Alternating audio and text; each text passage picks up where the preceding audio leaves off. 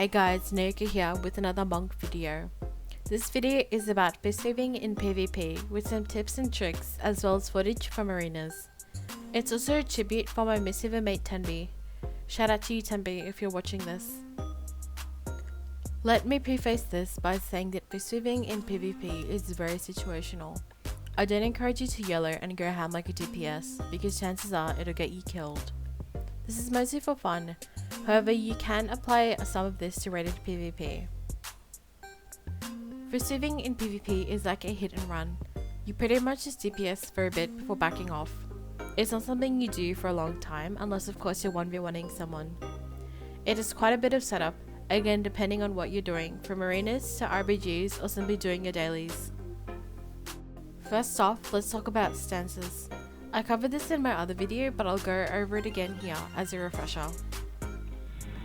You have your DPS stance, otherwise called Stance of the Spirited Crane. Note that you can build chi in the healing stance, Stance of the Wise Serpent, and then swap to Crane to use that accumulated chi. Unfortunately, this doesn't work in reverse. You will lose all of your stored chi when switching back to Serpent stance from Crane stance. Just be mindful of this.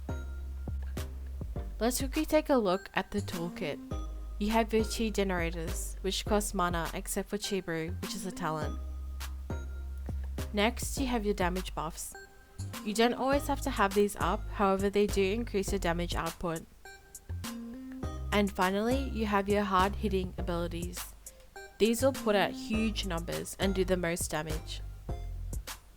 Fistweaving rotation requires a bit more setup and forethought. Here is an optimized rotation to follow if you're soloing something or someone.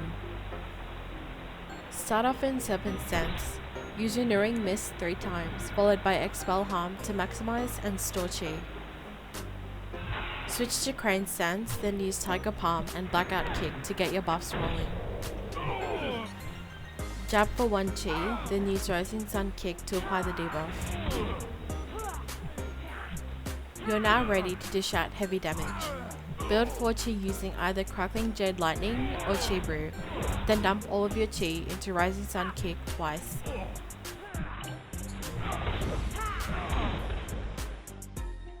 But putting this into PvP context, this might not be the best setup. You won't always have time to get Tiger Palm and the crit buff rolling.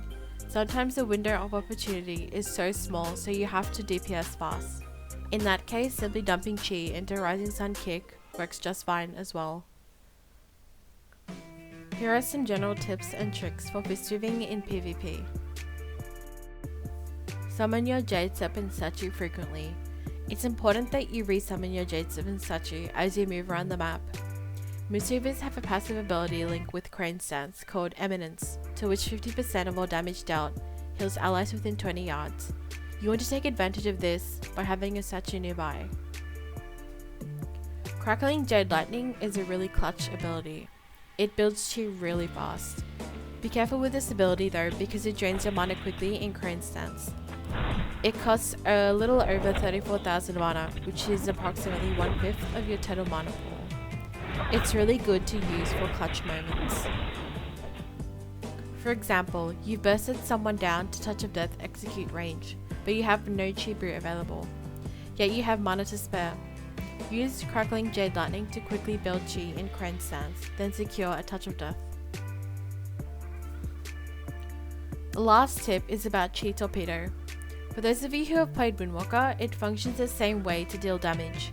The trick here is to use Chi Torpedo and jump so that you roll on the spot. Jumping is crucial so as not to overextend from your target, otherwise you'll just end up rolling too far.